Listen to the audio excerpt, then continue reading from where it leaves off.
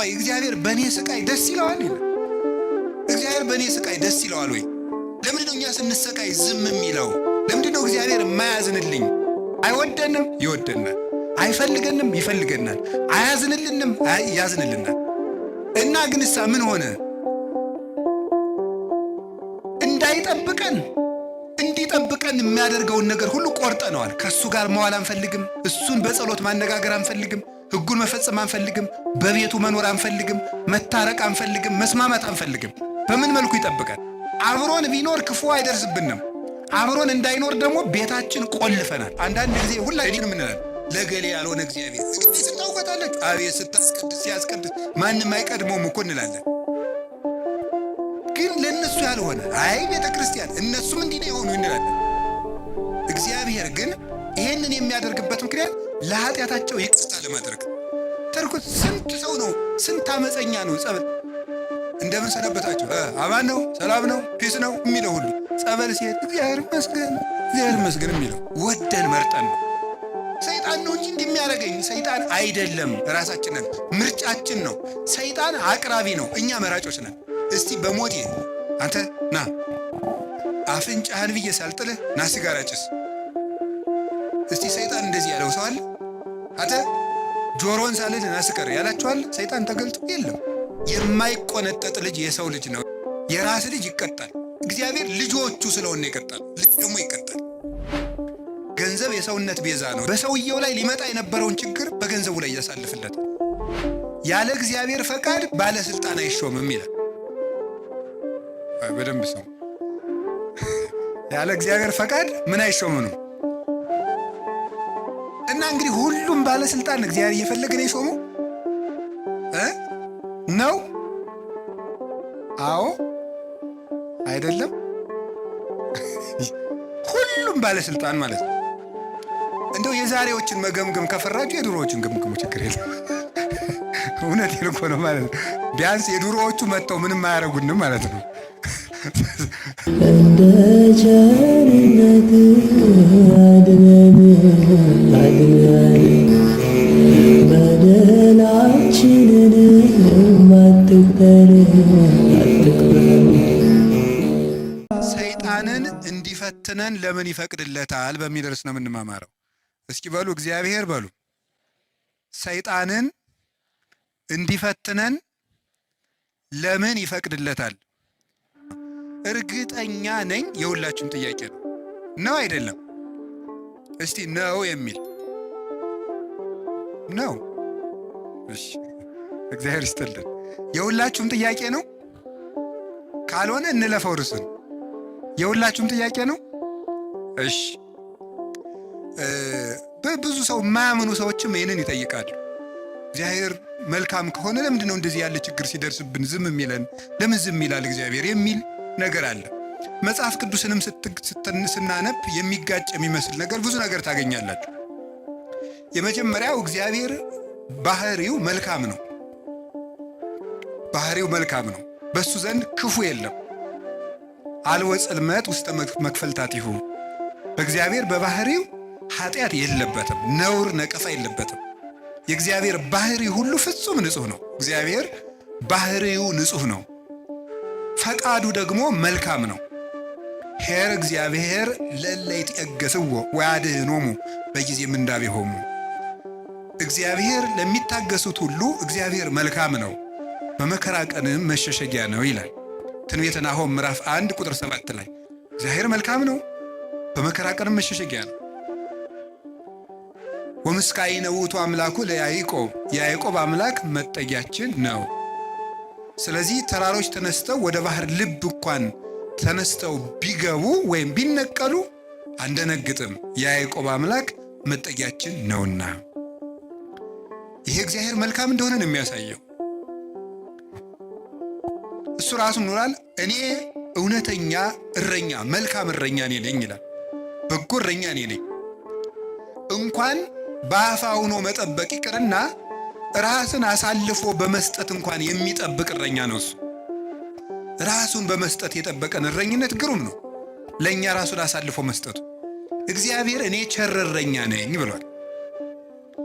እኔ ቸር እረኛ ነኝ፣ በጎቼም እኔን ያውቁኛል፣ ድምፄንም ይሰማሉ። በእኔ በኩል የሚገባ ይድናል። እኔ የበጎች በር ነኝ። አልቦ ዘየሐይደኒዮን እምዴ፣ በጎችን ከእጄ የሚነጥቃቸውም ከቶ የለም ይላል። እንግዲህ እግዚአብሔር ጠባቂያችን ነው፣ እረኛችን ነው፣ መልካም ነው፣ ቸር ነው። እግዚአብሔርን ተውት።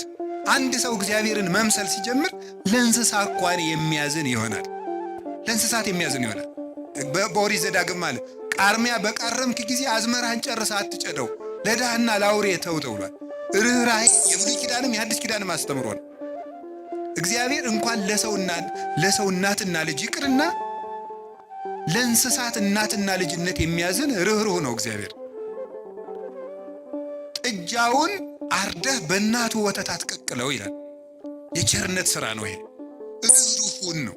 በእናትና በልጅ መካከል ገብተህ ጭካኔን አታድርግ ማለት ነው። እናትና ልጅን መለየት ጭካኔ ስለሆነ በሬና በሬ እንዳይዋጋ ሥራ ተሰርቷል። አንዱ በሬ የአንዱን በሬ ወግቶ እንዳይገድል ኦሪት ዘጸአት ምዕራፍ 21 ላይ እንደተጻፈልን። ስለዚህ እግዚአብሔር ለእንስሳት እንኳን እንድናዝን ፈጥሮናል። ለሁሉ ልክ መልክ ሰጥቶ ነው የፈጠረ እግዚአብሔር። እንግዲህ እግዚአብሔር መልካም ከሆነ ቸርም ከሆነ እንዳንጠፋም የሚፈልግ ከሆነ እንድንድንም የሚፈልግ ከሆነ ቸር እረኛችንም ከሆነ እሱን ከተጠጋን ምንም የሚነጥቀን ከሌለ በሱ ስም እያመንን እሱን ጥግ እያደረግን የእሱን ስም እየጠራን እየጸለይን እያስቀደስን በጎው እግዚአብሔር የሲዶ ክፉ ይደርስብናል። ለምንድን ነው እግዚአብሔር የማያዝንልኝ? አንዳንድ ጊዜ ደግሞ እንዲያውም በተለይ የአሁኑ ትውልድ ምን ብሎ ሊጠይቅ ይችላል? ቆይ እግዚአብሔር በእኔ ስቃይ ደስ ይለዋል ይላል። እግዚአብሔር በእኔ ስቃይ ደስ ይለዋል ወይ? ለምንድን ነው እኛ ስንሰቃይ ዝም የሚለው የሚል ጥያቄ። እዚሁ ጋር የሚያያዝ አንድ የመጽሐፍ ቅዱስ ጥቅስ ላንሳላችሁ። ትንቢተ ኢሳይያስ ምዕራፍ 45 ቁጥር 6 ላይ እኔ እግዚአብሔር ሰላምን አመጣለሁ፣ ክፋትን እፈጥራለሁ፣ ብርሃንን ፈጥሬያለሁ፣ ጨለማንን ፈጥሬያለሁ ይላል። እዚያ ላይ እግዚአብሔር መልካም ነው አለ። አሁን ደግሞ እዚህ ላይ እኔ እግዚአብሔር ክፋትን እፈጥራለሁ ይላል። እግዚአብሔር ራሱ እኔ ክፋትን እፈጥራለሁ። እኔ እኮ መጽሐፍ ቅዱስ ላይ ነው የጠቀስኩት። እግዚአብሔር እንደዚህ ብሏል፣ እግዚአብሔር ክፋትን እፈጥራለሁ ብሏል። እኔ ክፋትን የምፈጥር አምላክ ነኝ ይላል። ከዚያ መልሶት ደግሞ ምን ይላል? ደግሞ መልእክተ ያዕቆብ ምዕራፍ 1 ቁጥር 3 ላይ እግዚአብሔር በክፉ ማንንም አይፈትንም ይላል። እንዴት ያለ ነገር! እግዚአብሔር በክፉ ማንንም አይፈትንም። ኢሳይያስ ላይ ደግሞ እኔ እግዚአብሔር ክፋትን እፈጥራለሁ። አልተጋጨም? ተጋጭቷል። ተጋጭቷል? አልተጋጨም። ልብ በሉ። እንዲያውም ምንድን ነው የሚለው? ወይ ፈቅድ ምክንያት ለድኂን። እግዚአብሔር ሰውን ለማዳን ምክንያት ይፈልጋል። ሰውን ምክንያት ፈልጎ ነው የሚያድን እንጂ ቆይ እስቲ በገሌ በምን ልፍረድበት አይደለም የሚለው። የሚያድን ነገር ከዚህ ሰውዬ ምን ላግኝ፣ እንዲያው ምን አይቼ ልማረው ነው የሚለው እንጂ እግዚአብሔር እንዲያው በገሌ በምን ልፍረድ ይችንም ልመዝግብ አይደለም የሚለው። ኃጢአትን ብትቆጣጠር ኑሮ በፊት ማን ይቆማል ያለ ዳዊት ይሄን። ኃጢአትን ብትቆጥር በአንተ ፊት የሚቆም ማንም አይቆም። ቸርነትን ነው የሚቆጥር እግዚአብሔር። ሰውን ለማዳን ተግቶ የሚሻ አምላክ መሆኑን የምታዩት ሰውን ለማዳን እስከ ውሃ ዝቅ ያለ አምላክ ነው። ቀዝቃዛ ውሃ የሰጠ ይድናል አለ። ምን ማለት መስላችሁ? እስከ ትንሹ ነገራችሁ ድረስ እናንተን ለማዳን እወርዳለሁ። ውሃ ማንም ሰው ሊያገኘው የሚችለው ነው። እንደዚያ ከሆነ እግዚአብሔር እንደዚህ ያለ መልካም አምላክ፣ እንዲህ ያለ መልካም አባት ከሆነ ለእኛ የሞት አምላክ መልአክ ልኮ አማላጅ ልኮ ሳይታረቀን ራሱ መጥቶ ከታረቀን እስከዚህ ድረስ ሰው የሚወድ አምላክ ከሆነ ለምንድን ነው እግዚአብሔር ክፉ የሚያመጣብን? እግዚአብሔርስ በክፉ ይፈትናል ወይ? መልሱ አይፈትንም ነው። እስኪ አይፈትንም በሉ። እግዚአብሔር ክፉ ይፈጥራል አይፈጥርም? አይፈጥርም። እግዚአብሔር ክፉ አይፈጥርም። ታዲያ ምን ማለት ነው? ክፉ ሲመጣ ዝም ይላል ነው። ለምሳሌ እንዲህ የሚል ነገር አለ። ሮሜ ምዕራፍ 13 ቁጥር 1 ላይ ያለ እግዚአብሔር ፈቃድ ባለስልጣን አይሾምም ይላል። በደንብ ስሙ። ያለ እግዚአብሔር ፈቃድ ምን አይሾምም ነው። እና እንግዲህ ሁሉም ባለስልጣን እግዚአብሔር እየፈለገ ነው የሾመው ነው?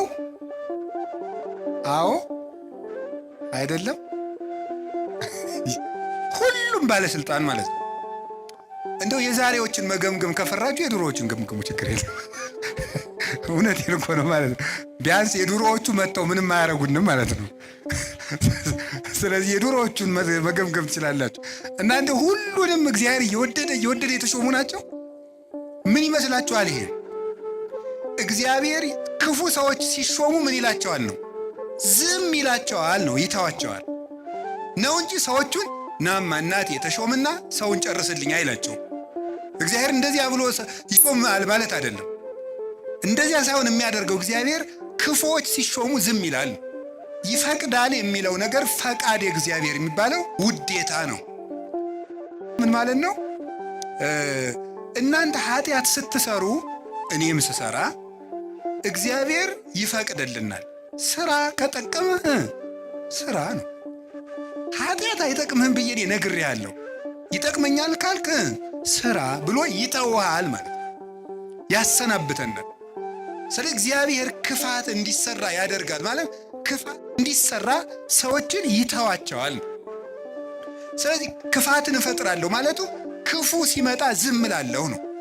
ወይም ምን ማለት መሰላችሁ? የእግዚአብሔር እጅ አጥር ነው፣ ጠባቂ ነው፣ ረድኤት ነው። የእግዚአብሔር እጅ በእግዚአብሔር ለመጠበቅ ያልተገባን ሆነን ስንገኝ እግዚአብሔር አጥሩን ያነሳዋል።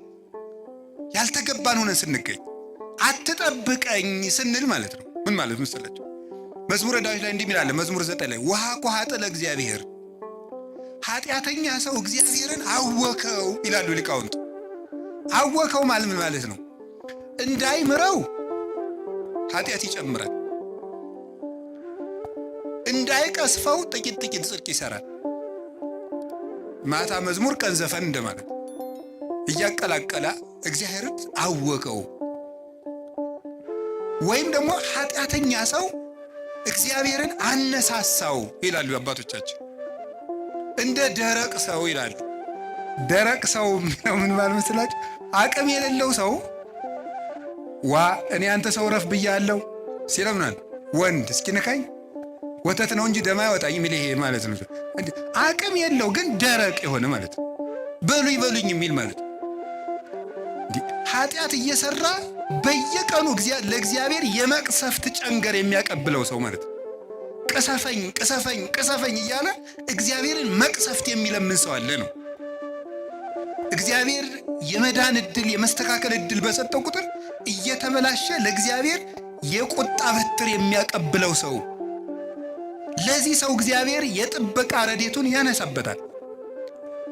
ያን ጊዜ ሰዎች በሙሉ አራዊት አጥር ሲነሳላቸው በተከፈተ ቤት ውስጥ ገብተው እንደሚሰለጥኑት ሁሉ እግዚአብሔር ረድኤቱን ከኛ ላይ ሲያነሳ አራዊት የሆኑ ሰዎች በስልጣን ሊሆን ይችላሉ፣ በጭካኔ ሊሆን ይችላሉ፣ መጥተው እንዲሰለጥኑ ያደርጋቸዋል ማለት በሰው ላይ እንዲሆኑ ያደርጋቸዋል።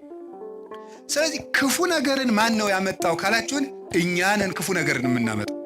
እግዚአብሔር ክፉ ነገርን አመጣለሁ ማለት ክፉ ነገር ሲመጣ ዝም እላለሁ፣ አሰናብተዋለሁ ማለት ነው። ለምንድን ነው እግዚአብሔር ክፉ ነገር እንዲመጣብን የሚፈቅድ? አይወደንም፣ ይወደናል። አይፈልገንም፣ ይፈልገናል። አያዝንልንም፣ ያዝንልናል። እና ግንሳ ምን ሆነ? እንዳይጠብቀን እንዲጠብቀን የሚያደርገውን ነገር ሁሉ ቆርጠነዋል። ከእሱ ጋር መዋል አንፈልግም። እሱን በጸሎት ማነጋገር አንፈልግም። ሕጉን መፈጸም አንፈልግም። በቤቱ መኖር አንፈልግም። መታረቅ አንፈልግም። መስማማት አንፈልግም። በምን መልኩ ይጠብቀን? አብሮን ቢኖር ክፉ አይደርስብንም። አብሮን እንዳይኖር ደግሞ ቤታችን ቆልፈናል። እኔ በደጅ ቁሜ አንኳኳለሁ፣ የሚከፍትልኝ ቢኖር ራት እበላለሁ ብሏል። የምንከፍተው እኮ ደጃፋችን መስኮታችን አይደለም፣ ልብ ነው ደጅ ያለው። ያን መክፈት ይጠበቅብናል። በየት ይግባ ክርስቶስ እኛ ጋር ለመግባት? ስለዚህ እንዳይጠብቀን ስናደርግ ክፉ ነገሮች ወደኛ ይመጣሉ። እንደ ቅዱስ ዮሐንስ አፈወርቅ ደግሞ አነጋገር እግዚአብሔር ክፉ ነገር ወደኛ የሚያመጣው አስፈራርቶ ወደ ቤት ለማምጣት ነው ይላል። ምን ለማድረግ ነው? በሉ ነገሩኝ እንጂ። አቤት አስፈራርቶ ወደ ቤት ለማምጣት። ይሄንን ቅዱስ ዮሐንስ አፈወርቅ በምን ይመስለዋል? ልጇ ቁማር እየተጫወተ ባስቸገራት እናት መስሎ ያስተምራል። እየተጫወተ ሲያስቸግራት ምን ታደርጋለች ይላል? ማስክ የለበሱ የሚያስፈራሩ ጎልማሶችን ከጎረቤት ትልክበታለች ይላል። ያ ሕፃን ልጅ በእነዚያ ተስፈራርቶ ምን እንዲያደርግ ይመስላችኋል? እየሮጠ ወደ እናቱ ቤት እንዲመጣ ነው። እንደዚያ የምታደርገው እናቱ ልጇን ጠልታ ሳይሆን ልጇ ከዚያ ነገር እንዲወጣ የሚያስፈራሩ ሰዎችን ትልክበታለች። እግዚአብሔር ክፉ ነገሮች ወደኛ ሲመጡ ዝም የሚላቸው ዋናው ምክንያት ምንድነው ሲባል እነዚያ ነገሮች እንኳን ቢሆን አራርተውን ቃለ እግዚአብሔር ስላልመለሰን፣ ምክር ስላልመለሰን፣ ንስሐ አባት ስላልመለሰን፣ መጽሐፍ ስላልመለሰን፣ ስብከት ስላልመለሰን፣ ምንም ነገር ስላልመለሰን ቢያንስ የሚያስፈራሩ ነገሮችን እንኳን መጥተው ወደ ቤቴ ቢመጡ ብሎ ነው። አይታችኋል አይደለም? አሁን በኮቪድ ጊዜ ሰው እግዚኦ ማረነ ክርስቶስ እግዚኦ እንዴ የዚያን ጊዜ እኮ ታምር እኮ ታምር ነው። እኔ የዚያን ጊዜ አንድ ጊዜ በኮቪድ ጊዜ አንድ ወረዳ ገጠር ወረዳ ላይ ሄጄ ነበርና መነኮሳት ጓደኞች አሉኝ። የወረዳው ካቢኔ በሙሉ ንስሐ ገባ ከነሱ። እንደው ሁሉ ጊዜ ኮቪድ በሆነ አልኩኝ እኔ እንደው ካቢኔ ሁሉ ንስሐ እንዲገባ እንደው ኮቪድ ትንሽ ቆየት ባለ ያስብላል በእውነቱ ማለት ነው። አሁን ሰው ይውላችሁ እግዚአብሔር የሚያስፈራሩ ነገሮችን የሚልክብን ለዚህ ነው። አንድ ችግር ሲገጥመን እንሰበሰብ። አምና የነነዌ እንግዲህ ታስታውሳላችሁ አይደል? ሁልጊዜ እንሰበስባለን። ችግር ሲመጣ እግዚኦ ማረነ ክርስቶስ እንላለን። እናቲቱ ግን እነዚያን የሚያስፈራሩ ነገሮችን የምትልክ መልሶ ወደ ቁማሩ እንዲሄድ አይደለም፣ ልጇ ከቤቷ ቁም ነገረኛ ሆኖ እንዲቀር ነው። እግዚአብሔር የሚያስፈራሩ ነገሮችን ብቅ የሚያደርጋቸው መከራዎችን እንዲመጡ የሚያደርገው እኛን ስለሚጠላን አይደለም፣ እንዲሰበስበን። እግዚአብሔር ለነነዌ ሰዎች የሚገለብጥ መከራ መጣለው ያላቸው ተመልከቱ። ይሄን የእናትነት ስራ ነው የሰራው እግዚአብሔር። ሊያጠፋቸው ፈልጎ አይደለም፣ አስፈርጦ ወደሱ ማምጣት ነው የፈለገ። ዮናስን እኮ ያለው ሂድና አስፈራራ ነው ያለው። አስፈራራቸው ፈርተው እንዲመለሱ ማለት ነው። ተጽናንቶ መመለስ ያቃተው ቢያንስ ፈርቶ እንዲመለስ። ስለዚህ ፈርተው ተመለሱ። እግዚአብሔር ክፉ ነገሮችን የሚልካቸው ወይም ሰይጣን ክፉ ነገሮችን እንዲያመጣ እግዚአብሔር ዝም የሚለው ለምንድን ነው ካላችሁኝ፣ ፈርተን እንድንመለስ ነው። እና እግዚአብሔር ስለሚጠላን እንዳይመስላችሁ። እኔ እውነቴን እኮ እንዴት አድርጎ እንደሚወደን ተመልከቱ። ልጄ ጨርሶ ከሚቃጠል እንደው ትንሽ ይተኩሰውና ለሌላ ቀን እንዳይቃጠልብኝ ነው ነገሩ እኮ። እግዚአብሔር ገሃነም እንዳይበላን እኮ ነው ትንንሽ ነገሮችን የሚተረኩሰን። ገንዘቦቻችን በማሳጣት ዘመድ እንዲሞትብን፣ ጓደኛ እንዲለየን በማድረግ ከሹመት እንዲሻሩ፣ እንድናጣ፣ እንድንዋረድ፣ ኃጢአት ስንሰራ የሚያዋርዱንን ሰዎች በመላክ ሰዎች እንዲደርሱብን በማድረግ በማጋለጥ ኋላ ከምትጋለጥ ዛሬ ባጋለጥ ብሎ የሚያዋርዱ ሰዎችን ጭምር በመላክ እግዚአብሔር እኛን ትንሽ ተርኮስ እያደረገ ወደ ቤቱ ያመጣናል። እንዴት እንደሚወደን ተመልከቱ። ፈተና በመጣብን ጊዜ እግዚአብሔር እንደሚወዳችሁ ተመልከቱ። እውነቴን የምነግራችሁ ጌታ ሆይ ለምንድን ነው እንዲሁ አክስቴም ሳምንት ዕለት ሞተች፣ እናቴ ደግሞ የዛሬ ወር፣ እንደገና ደግሞ የዛሬ 2 ወር ከስራ ተባረርኩ፣ እንደገና ደግሞ ይሄ ቀደረብኝ፣ ደግሞ ይሄኛው ተቃጠለብኝ፣ እንደዚህ አለብኝ፣ ጠልታኝ ነው ወይ እባክህን ወይም እባክሽን ልጄ ወደ ቤቴ ኑ ማለቱ ነበር። እንዲህ አድርገህ ትፈልገኛለህ ወይ? ረስቼ ስለኖርኩ እማስታውስበት መከራ ሰጠኸኝ ተብሎ ነው መመስገን ያለበት። አንተን እንዳስታውስህ የመጥሪያ ደብዳቤ ላክልኝ ነው። መጽሐፍ ቅዱስን ደብዳቤ ጽፎ ላከ፣ ንስሐ አባት ላከ፣ መጽሐፍትን ጽፎ ላከ፣ በቅዳሴ ጠራን፣ በትምህርት ጠራን፣ በመዝሙር ጠራን፣ ወንድሞቻችን ሲመጡ በመከራ ጠራን፣ አልተመለስንም። መጨረሻ ላይ ደግሞ የመከራ መልእክት ይልካል። እባካችሁ ኑ ነው። ለምኖ የሚያድን አምላክ እንደ እግዚአብሔር ያለ አለ? ለምኖ እኮ ነው የሚያድነን። አሁን ሙሴን አላያችሁትም? እንዴት አስፈራርቶ መመለስ እንደፈለገ። እስራኤል ጣዖት ሲያመልኩ ሙሴ አቤት ተወኝ ማይጄ ላጠፋቸው። ኧረ ተው አታጥፋ። እንዲህ ማብላት ሲያቅተው ጊዜ በረሃ አምጥቶ ጨረሳቸው ነው የሚለው አለ ሙሴ። እግዚአብሔር እንዳይሰደብበት ነው እሱ። እንግዲያስ ሂድና ቅጣ አለው። ሰርቶ ቀጥቶ እስራኤልን ወደ ራሱ ሰበሰባቸው። ስንት ሰው ነው፣ ስንት አመፀኛ ነው ጸበል እንደምን ሰነበታቸው፣ አማን ነው፣ ሰላም ነው፣ ፒስ ነው የሚለው ሁሉ ጸበል ሲሄድ እግዚአብሔር ይመስገን፣ እግዚአብሔር ይመስገን የሚለው። እንዲያው እግዚአብሔር ማን ይተርኩሰን እንጂ። እኔ እውነቴን እኮ ነው የምነግራችሁ። እግዚአብሔር ነቅሶ ቢያወጣ ሲቸግራችሁ ወደ ቤተ ክርስቲያን የመጣችሁ ስንቶቻችሁ ናችሁ? ስንቶቻችሁ ናችሁ? ተመስገን ነው እንኳን መጣችሁ። ዋናው መሸም ነጋም መምጣታችሁ። ስለዚህ እግዚአብሔር በማስፈራራት እንድንመለስ እግዚአብሔር ክፉ ነገር እንዲመጣ ያደርጋል። ሰው ሁሉ ራሱን እንዲጠላን ሊያደርግ ይችላል። እንድንመጣም ከፈለገ እግዚአብሔር ሰው እንዲጠላን አያደርግም። ሰው እንዲጠላን ሰይጣን ሲያደርግ ዝም ይላል። ይሄ እግዚአብሔር እኛን የሚጠራበት መንገድ ነው። በቸርነቱ ወደ ቤቱ ይጥራል። ሁላችሁም ችግር ካለባችሁ እግዚአብሔር ጠልቶኝ ነው አትበሉ። እግዚአብሔር ወደ ቤቱ ሊጠራኝ ፈልጎ ነው ማለት ያለብን። ከቃሉ ጋር ናችሁ። እግዚአብሔር ከሁላችን ጋር ይሁን። ሁለተኛው እግዚአብሔር ክፉ ነገር ሲመጣብን ለምንድን ነው ዝም የሚለው ካላችሁን ለመጥራት ነው ብያችኋለሁ። የኃጢአት ይቅርታ ለማድረግ ነው። የኃጢአት ይቅርታ ለማድረግ አንዳንዱን ሰው እግዚአብሔር በበሽታ የኃጢአት ይቅርታ ይሰጠዋል። አንዳንዱን ሰው ገንዘቡን አሳጥቶ ሰውነቱን ከመቅሰፍ ይሰውረዋል። ገንዘብ የሰውነት ቤዛ ነው ይላሉ አባቶቻችን። ኦሪት ነው ያለችው። በሰውየው ላይ ሊመጣ የነበረውን ችግር በገንዘቡ ላይ ያሳልፍለታል። በዚያው እንደ የከተማ ሰው ጦሱን ይዞ ይሄድ ይላል። የገጠር ሰው በዚያው ያሳልፈው ይላል። ያው አንድ ነው ቋንቋ። የሰውነት ገንዘብ የሰውነት ቤዛ ነው። የኃጢአት ይቅርታ እንድናገኝ ምን ያደርጋል መሰላችሁ? በሽታን ያመጣል፣ ደዌን ያመጣል። ያ ደዌ ኃጢአት፣ ደዌ ዘኃጢአት፣ ደዌ ስእሴት ይሉታል አባቶቻችን። የኃጢአት ይቅርታ እንድናገኝ ደዌን ያመጣል። ስለዚህ እግዚአብሔር ለምን እንደሚያደርገው ሲባል ይቅርታ ለመስጠት ገስጾ ቆንጥጦ ነፍሱን ላትርፈው ብሎ ማለት።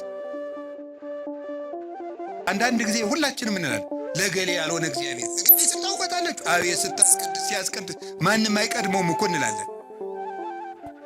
ግን ለእነሱ ያልሆነ አይ ቤተ ክርስቲያን እነሱም እንዲህ ነው የሆኑ እንላለን። እግዚአብሔር ግን በኋላ አመጣዋለሁ። ይሄንን የሚያደርግበት ምክንያት ለኃጢአታቸው ይቅርታ ለማድረግ። እንደዚህ ስላችሁ ደግሞ ጊዜ እንዲሁ በኃጢአቴ ነው ይሄን የተቀጣው ማለት ደግሞ በራሱ ትዕቢት ነው። ለምን መሰላችሁ? ለኃጢአቴ ይሄ መከራ ይበቃኛል ማለት ራሱ ትዕቢት ነው። በቸርነቱ ይዞኝ ነው እንጂ አባቶቻችን እንደ ቸርነት እንጂ እንደ በደላችን አይሁን የሚለውን ቅዳሴ ላይ ያለውን ቃል ሲተረጉሙ መከራ የምታመጣብን የቸርነትህን ያህል ነው እንጂ የኃጢአታችን ያህል አምጥታ አታውቅም ይላሉ። የቸርነቱን ያህል እንጂ የኃጢአታችን ያህል መከራ ቢያመጣ በምድር ላይ መቆም የሚችል ሰው የለም። ስለዚህ እግዚአብሔር ለምንድን ነው ይህን የሚያደርገው ሲባል ይቅርታ ሊሰጠን ነው። ከቃሉ ጋር ናችሁ? ከቃሉ ጋር ናችሁ? እግዚአብሔር ከሁላችን ጋር ይሁን። ሶስተኛው እግዚአብሔር ለምንድን ነው ክፉ ነገር እንዲመጣ የሚያደርገው ወይም ክፉ ሲመጣ ለምን ዝም ይላል ነው። ይሄን የሚያደርግበት ምክንያት ቆይቶ ለማያፈራ ሰው መቅሰፍት ይሰጠዋል። ለምሳሌ እግዚአብሔር ሕፃናት እንዲሞቱ ለምንድን ነው የሚያደርገው?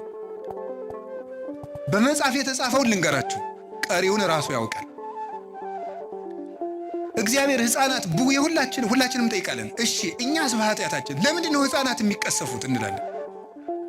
ያን የሚያደርግበት ምክንያት ማለት ነው ምንድነው? መጨረሻቸው መልካም እንደሆነ ያወቃቸውን ሕፃናት ከክፉ ዘመን ሳይጨምራቸው በጊዜ ይወስዳቸዋል። ይሄ የራሱ አሰራር። እስከ መጨረሻቸው ቅን እንደሚሆኑ ያወቃቸውን አይ እነዚህ መጨረሻቸው መልካም ነው ብሎ እንደ ምርጥ ዘር ይወስዳቸዋል። ሰብአ ሰገል ላይ ክርስቶስ ሲሰደድ ለምንድን ነው ሕፃናት እንዲጨፈጨፉ ያለውን አባቶቻችን ሲተረጉሙ አንደኛ ከመከራው ሲያሳትፋቸው ነው። በኋላ እናመጣዋለን። የመጀመሪያው ግን አንዱ ምንድን ነው? እነዚህ ሕፃናት በጣም ቅኖች ናቸውና እስከ መጨረሻው አይቶ ሩጫቸውን ባወቀ ገንዘብ ቆይተው ከክፉ አይሁዶች ጋር እንዳይጨመሩ በጊዜ ወሰዳቸው ብሎ ይተረጉማሉ አባቶቻችን። ስለዚህ ቆይቶ የሚከፋ ከሆነ ከነ መልካምነቱ በጊዜ ይወስደዋል። አንዱ እሱ ነው። መልካምን ሰው ቆይቶ እንዳይበላሽ ይወስደዋል ከቅንነቱ አንጻር። ሁለተኛ ደግሞ ቢቆይም በመቆየቱ ራሱም ከመጎዳት ሰውም ከመጉዳት በቀር መልካም ነገር የማያደርገውን ደግሞ በጊዜ ያነሳዋል። ይህንም ደግሞ ይቀስፈዋል። መቆየቱ የማይጠቅመው አለ። ደግሞ እንደዚህ ስላችሁ ጊዜ እንደው ጌታ ሆይ እኔ መቆየቴ አይጠቅመኝ ዛሬ አንሳኝ እንዳትሉ። እንደው እኮ ሰው እኮ የሰው ነገር መቼም ሰው የሚነግሩትን ትቶ ያልነገሩትን የሚይዝ እንደሱ እያልኩኝ አይደለም። እንደሱ አትበሉ እድሜ ለንስሐ ስጠኝ ነው የሚባል። ወይ ጉድ! እንደዚህ ማለት ጌታ ሆይ ግደለኝ ማለት እኮ እንዲሁ ጸድቅ ያለው ማለት ነው። አስተካክለኝ፣ ጊዜ ስጠኝ፣ ቆየኝ እስካፈራ አትቁረጠኝ ነው የሚባለው። ግደለኝ ማለት አይቻልም። እንደ ቅዱስ ጳውሎስ ያለ ሰው ነው ወደ ክርስቶስ ሊሄድ እናፍቃለሁ ማለት የሚችል። ስለዚህ እግዚአብሔር ቆይቶ ለምንድን ነው እንደው እገሌ ለምን ተቀሰፈ እገሌ ምን እንዲህ አለ የማይቆየውን ሰው እንደውም ቆይቶ ቢያንስ እንኳን በቅዱሳን ምልጃ እንኳን ትንሽ ምሕረት እንዳያገኝ የእግዚአብሔርን ቸርነት ጨርሶ ተቃውሞ ከምሕረት በር ውጪ በር እንዳይዘጋበት የሚያስምር ነገር ሳለው እንኳን እንደው ትንሽ ይወስደዋል። እንደገና ደግሞ ስለ ፍትህም ይወስደዋል። በመቆየቱ ሰዎች ብዙ የሚጎዱ ከሆነ ስለ ፍትህ ይነቅለዋል። ያንን እንደ ፈርዖን ያለውን ፍትሁን ያሳየዋል። እግዚአብሔር ምሕረቱን ላልተጠቀመ ሰው ፍትህ ይሰጠዋል። ፈታይነትም ስላለው የማይቆነጠጥ ልጅ የሰው ልጅ ነው ይላል ቅዱስ ጳውሎስ። የጎረቤት ልጅ ነው የሚቆጥ። የራስ ልጅ ይቀጣል። እግዚአብሔር ልጆቹ ስለሆነ ይቀጣል። ልጅ ደግሞ ይቀጣል። የሚቆጡት ልጅ ነው። እግዚአብሔር ቅዱስ ጳውሎስ ልጅ ነው። ዕብራውያን 12 ላይ ካልተቆጣችሁ ልጅ አይደላችሁም ካልተገሰጻችሁ ላይ ነገረን እና እግዚአብሔር የሚያደርገው ለበጎች ፍትህ እንዲያገኙ ክፉዎች ደግሞ በመቆየታቸው ስለማይጠቀሙ ይህን ያደርጋል። ለክፉዎች ደግሞ ለምን ዘመን ይሰጣቸዋል? ንስሐ እንዲገቡ። ይህን በማድረግ ነው። ከቃሉ ጋር ናችሁ። ስለዚህ እግዚአብሔር ክፉ ነገር እንዲመጣ የሚያደርገው በዚህ ምክንያት ነው።